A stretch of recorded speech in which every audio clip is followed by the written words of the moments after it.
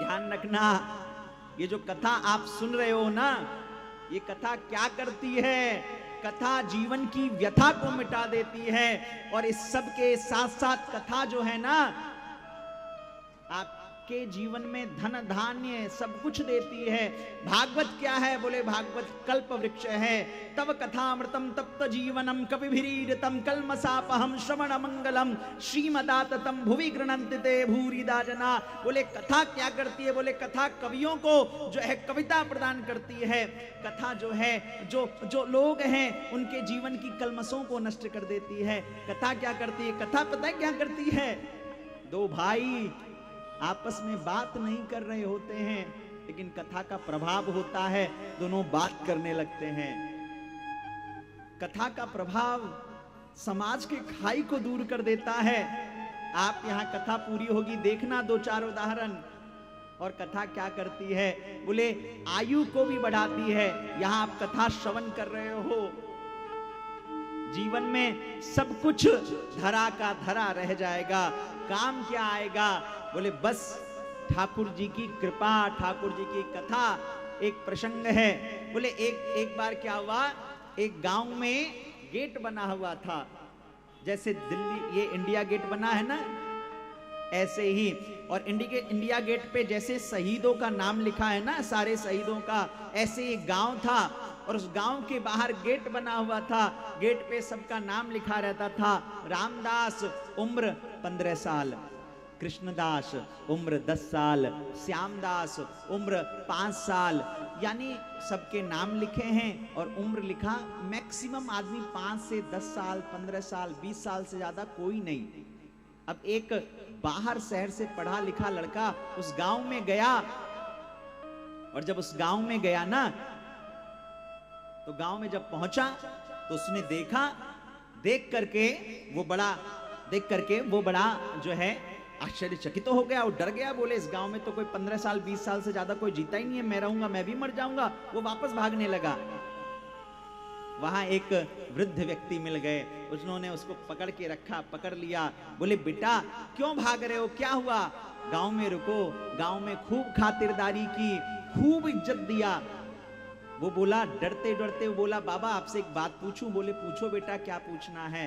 बोले बाबा ये बताओ, आप तो 90 साल के हो और लोग 95 साल के हैं और लोग 100 साल के भी हैं, लेकिन ये गेट के बाहर ये सबका नाम और कोई भी 10 साल 15 साल 20 साल से ज्यादा नहीं है, क्यों? उम्र इससे ज्यादा क्यों नहीं? वो बाबा हंसने लगे और हंस के बड़ा प्यारा जवाब दिया, साहब ये जवाब आप सबके लिए भी है, अगर सुन सको समझ सको।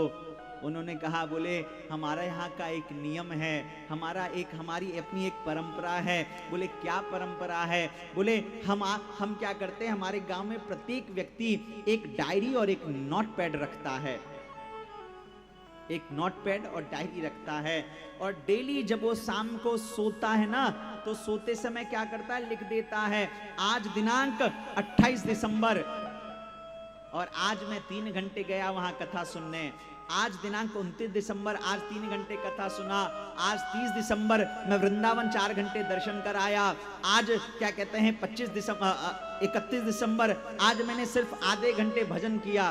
बोले वो डेली कितनी देर सत्संग करता है, सेवा करता है, कितनी देर तीर्थाटन करता है, वो डेली लिख देता है और लिखता चलता है पूरे जीवन भर।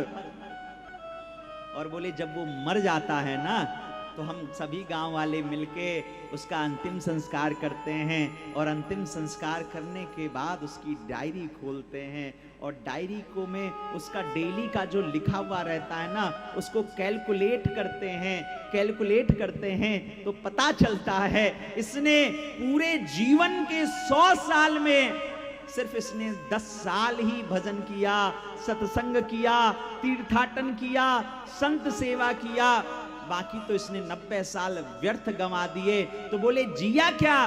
बोले लिख देते हैं इसका नाम ये और इसकी उम्र कितनी थी। बोले सिर्फ 10 साल। बोले कहने का मतलब क्या है? बोले इस दुनिया से जब परब्रह्म परमात्मा के यहां जाओगे तो वहां कुछ काउंट नहीं होगा, वहां वही समय काउंट होगा जो समय आपने भजन में दिया है, जो समय आपने सत्संग में दिया है, जो समय आपने तीर्थाटन में दिया है, बाकी जो दुनिया में समय दिया वो सारे समय व्यर्थ रहेंगे। यानी समझो आप सबके जीवन के 7 दिन की आयु भी बढ़ गई है।